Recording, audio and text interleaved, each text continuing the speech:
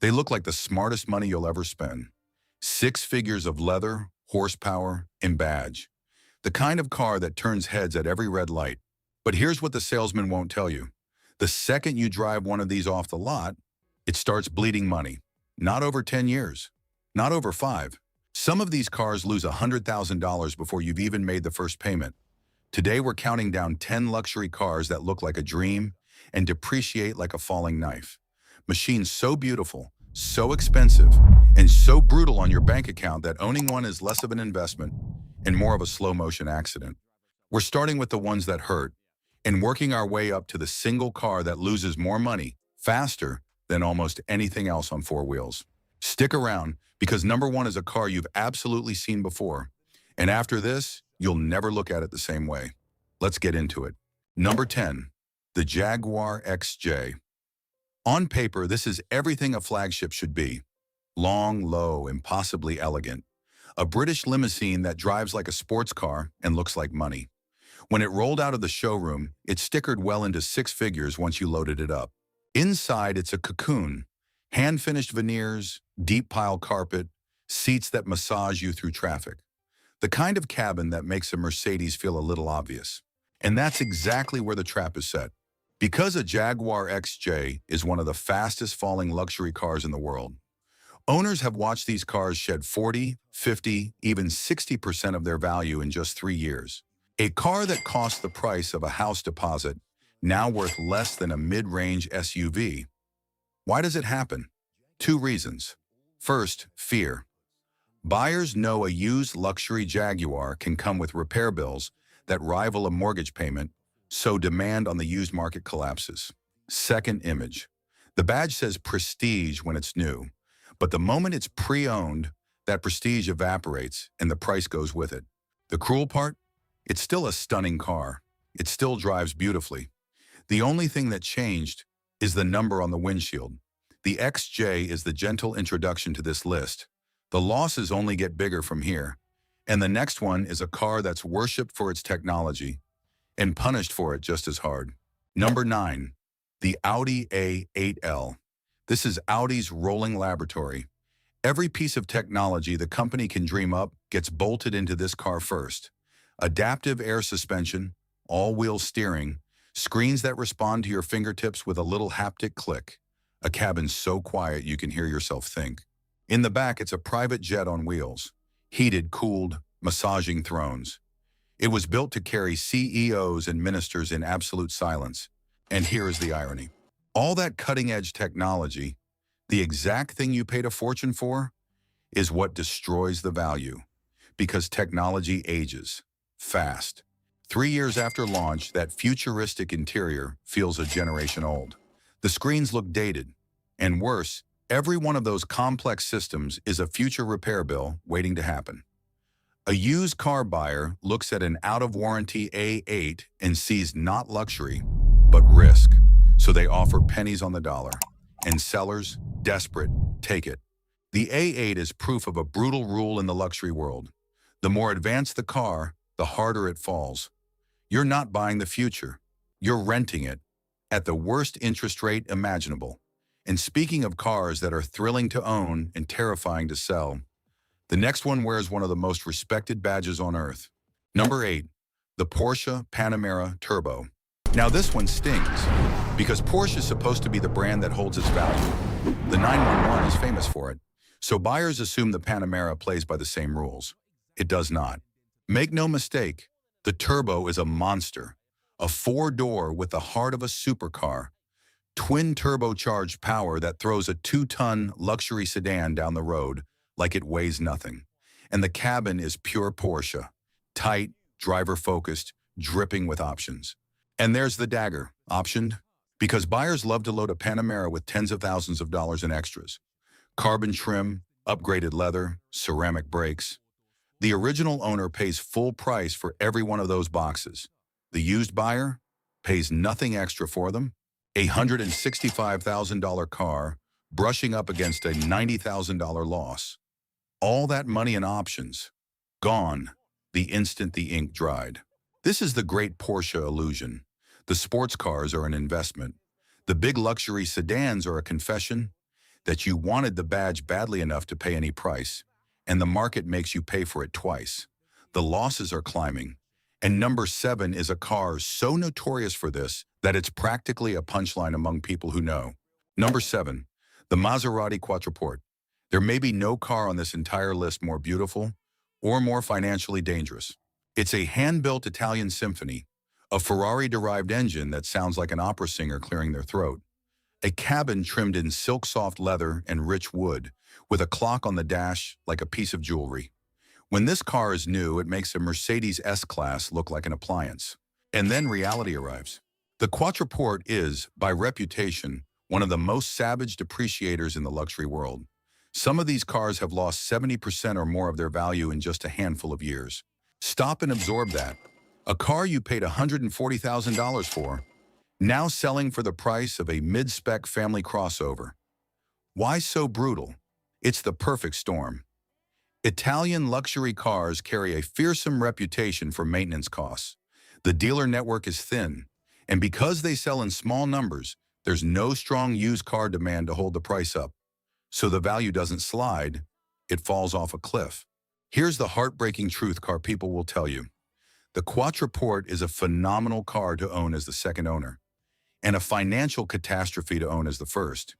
You're not buying a Maserati, you're sponsoring the next guy's bargain. We've crossed the $100,000 line, and from here on, every single car on this list will take more from you than the last. Number 6 wears the badge of the most valuable car company in luxury, and it falls just as hard. Number 6, the BMW 7 Series, and especially the V12 monster, the M760i. This is BMW's statement car, the one where they stop holding back. A 12-cylinder engine so smooth it feels like the road is moving and the car is standing still. Reclining rear seats, a cinema screen in the back, doors that close themselves at the touch of a button. When it's new, the top-spec 7 Series can punch well past $170,000. And then it becomes one of the clearest examples of luxury depreciation on the planet. The flagship 7 Series routinely loses well over $100,000 in its first few years. That 12-cylinder engine, the engineering marvel, the centerpiece of the whole car, becomes the single scariest thing on the spec sheet to a used buyer. 12 cylinders means 12 cylinders worth of potential repair bills, and the moment the warranty ends, the value follows it out the door.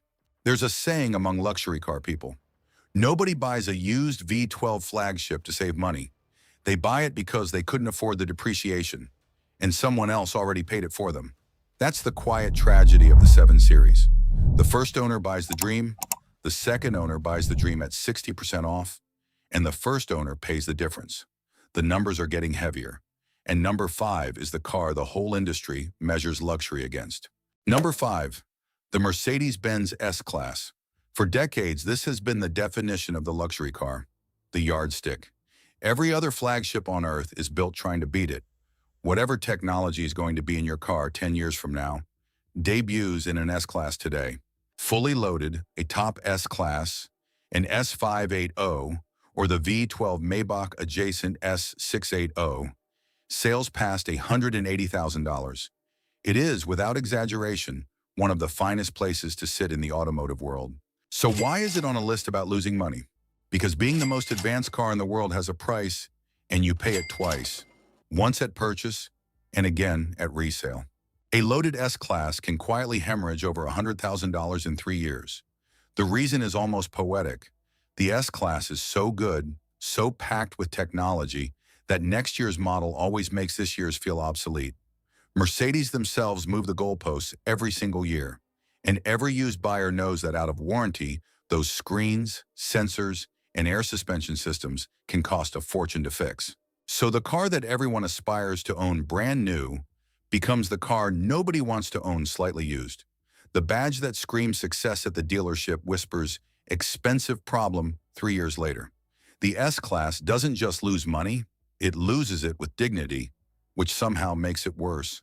We're in 6-figure loss territory on every car now, and number 4 is where things stop being a sedan and start being exotic.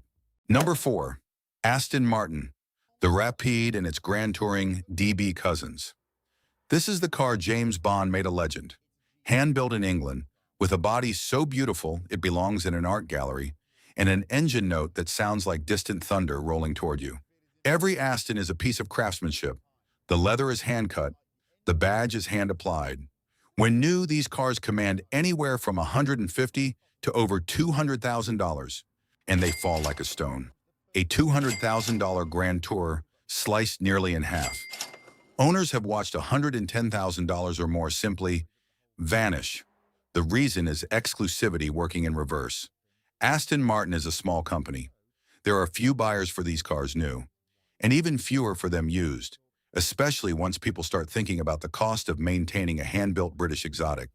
Tiny demand, high fear. The price has nowhere to go but down.